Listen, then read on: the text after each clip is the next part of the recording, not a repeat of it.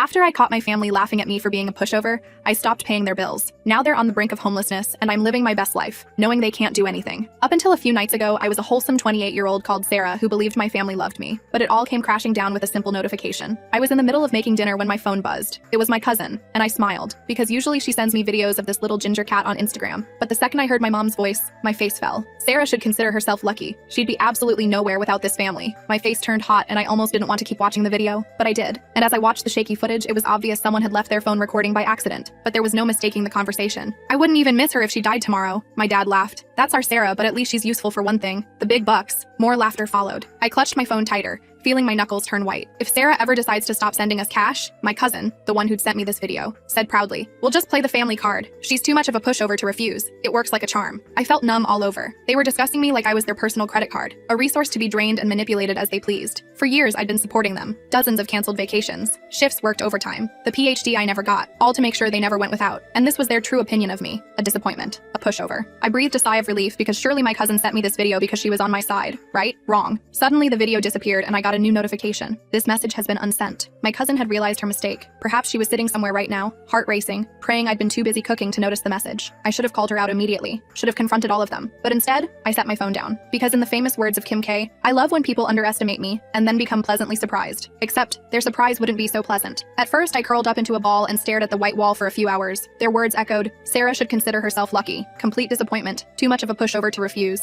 And the worst part? They were right. I absolutely had been a pushover. I let myself believe that my dad's temporary cash flow problem somehow lasted 5 years, and resulted in me paying his mortgage for all 5 of those years. My brother's college expenses, which he abandoned after 2 semesters, leaving me with the debt. My mom's constant emergencies that mysteriously aligned with my paydays. The family vacations I funded but couldn't attend because I was working extra shifts to cover their expenses. I'd always done it without question because that's what family does, right? But that single video destroyed every illusion I'd carefully constructed to make myself feel better about being used. And now I had the upper hand because they thought they'd gotten away with it. And their next payment was due in a few days. But this time, things would be different. The following morning, everything felt off. The sunlight filtering through my blinds was the same. My coffee tasted normal, but I felt like I was watching my life from a distance. It was as if I'd been living in a hazy dream and had suddenly woken up to reality. My phone buzzed with a text from my mom. "Morning, honey. Just checking in. Hope you're well." I stared at her message. Too normal. She never texted just to check in. Had I really never noticed this pattern before? Sure enough, minutes later. "Oh, by the way, rent's due soon. Can you transfer it by Thursday? Love you, BTW." There it was, the familiar pattern, but I wasn't playing along anymore. The "love you" at the end felt especially hollow now. Just another manipulation tactic. Muscle memory kicked in, and I started to type my usual, "of course," or "no problem" response, maybe even apologize for taking too long. But instead, I deleted everything and simply replied, "I can't this month."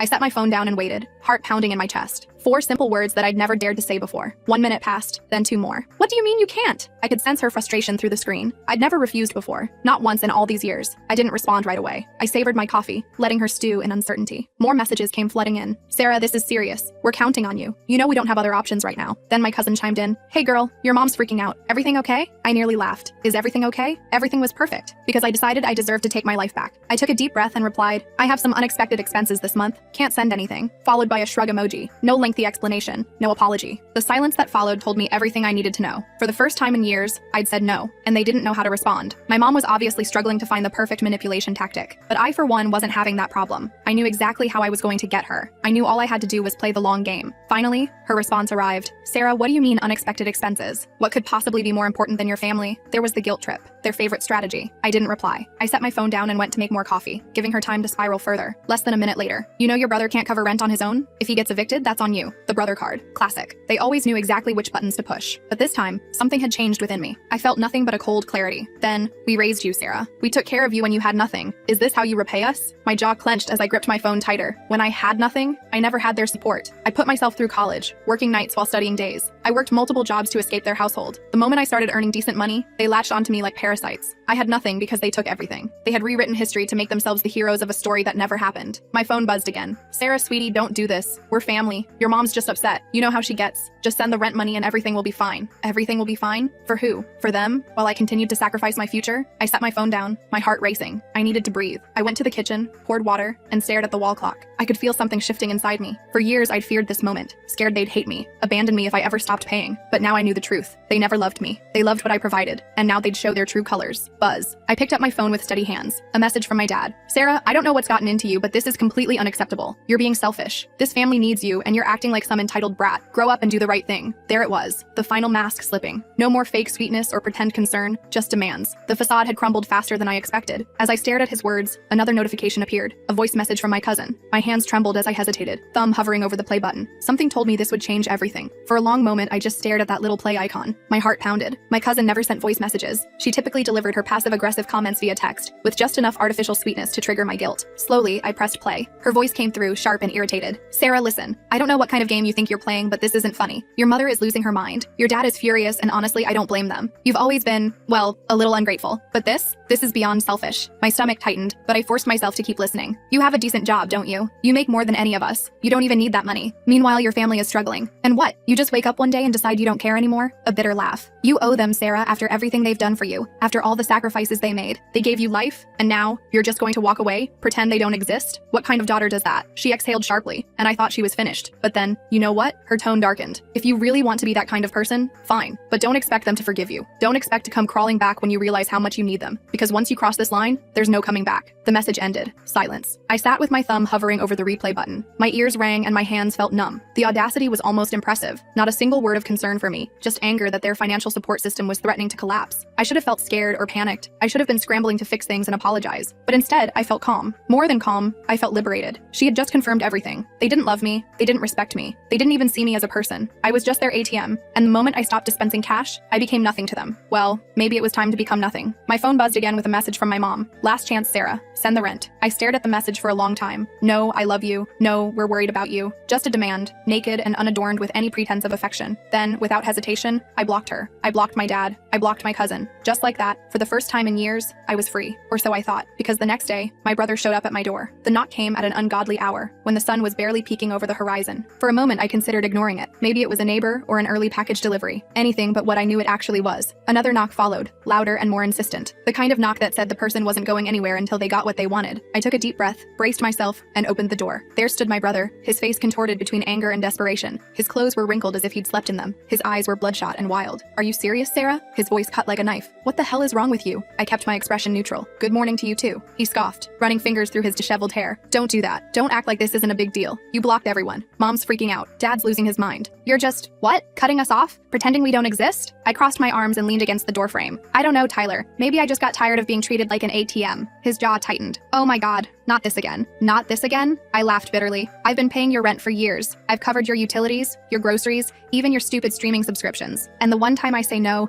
the one time I set a boundary, Mom calls me selfish, Dad says I'm unacceptable, and you show up at my door like I've committed some crime. His mouth opened like he wanted to argue, but no words came out, so I continued. And don't even try to pretend you care about me. I saw the video. His face went pale. Real fear flashed in his eyes. What video? I smiled coldly. You know exactly what video. Tyler shifted uncomfortably, looking away. Look, it wasn't serious, okay? We were just joking. You're being dramatic. Joking? My voice was quiet but razor sharp. You all sat around laughing, calling me a pathetic failure, saying I should be grateful for the privilege of paying your bills. Do you know what that feels like, Tyler? To hear your own family talk about you like that? He exhaled harshly, rubbing his face. Sarah, come on. No, you come on. You want money? Get a job? You want someone to take care of you? Find someone else because I'm done. Silence hung between us. For a moment, something raw flickered across his face, but it vanished quickly. You don't mean that, he muttered. I held his gaze. Yes, I do. Another pause. Then his expression hardened, twisting into something ugly. Fine, he spat. You want to be a selfish bitch? Go ahead, but don't come crawling back when you realize you have no one left. And with that, he turned and stormed off, slamming his car door before speeding away. I stood watching him go, chest tight but spine straight, because he was wrong. I did have someone left. I had myself, and for the first time in years, that felt like enough. As I closed the door, my phone buzzed again. My mother's name flashed on the screen, but I wouldn't answer. Not this time. I'd been at her mercy too long. Her demands, her guilt trips, the way she'd weaponized my sense of responsibility against me,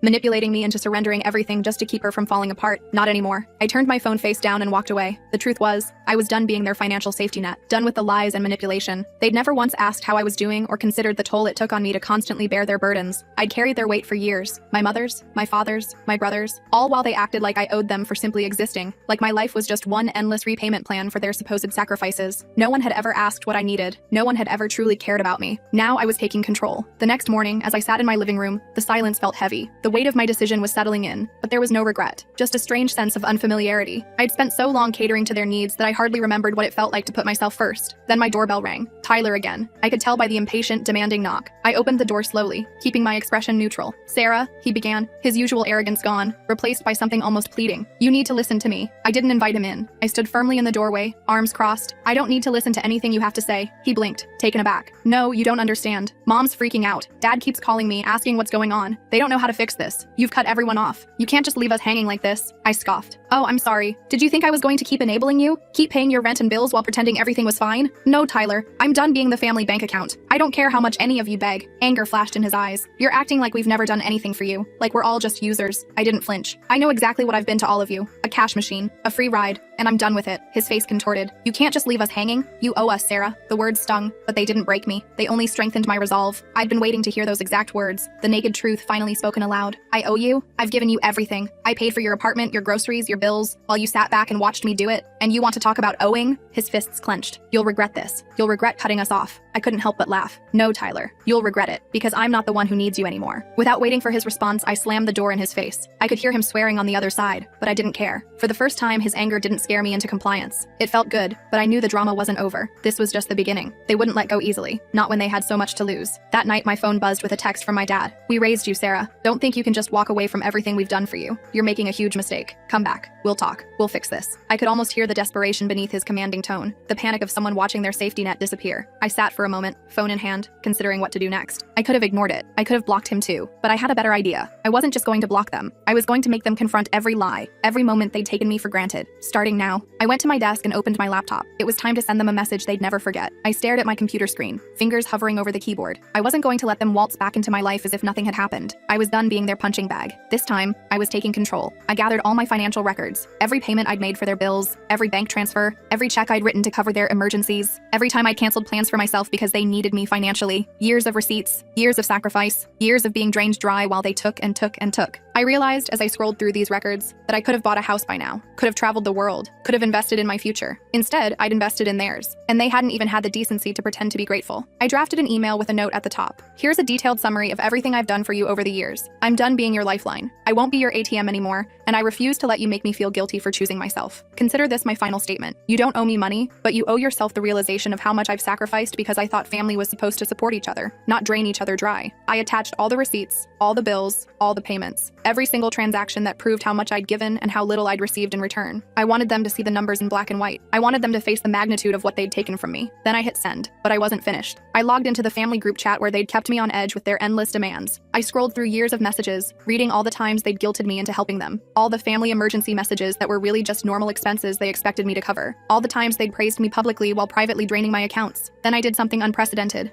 I replied, "You all talk about what you've done for me, but you've forgotten how much I've given up for you. Here's the reality check. You never needed me. You just used me. I'm done. This is my last message. Don't contact me again." I sent it. The silence afterward felt almost sweet. I leaned back, letting the weight of my decision wash over me. For once, no calls, no guilt trips, no pretending they had any power over me. They could keep their manipulations and empty promises. I was free. Free to live my life, to save for my own future, to put myself first for once. Free from constantly checking my phone, wondering what financial crisis awaited me next. Just as I thought it was over, I received one final message from Tyler. "You're making a mistake, Sarah. You'll regret this. Family sticks together." I smiled to myself. He was trying to get under my skin, but it wouldn't work anymore. The threat was hollow. They had no power over me except what I gave them, and I was taking it all back. I didn't need them. I had my life, my freedom, and that was enough. I had dreams and goals I'd put on hold for far too long. Now I could finally pursue them without guilt, without interruption, without constantly emptying my pockets to fill theirs. It wasn't the dramatic confrontation I'd imagined. It was quieter, more deliberate, and infinitely more satisfying. I had taken control without anyone seeing it coming, and they no longer held any power over me. I turned off my phone for the night as peace settled over me. I didn't have to play their game anymore. I didn't have to keep sacrificing myself for people who didn't appreciate me. This wasn't revenge in the way I'd expected. It was liberation.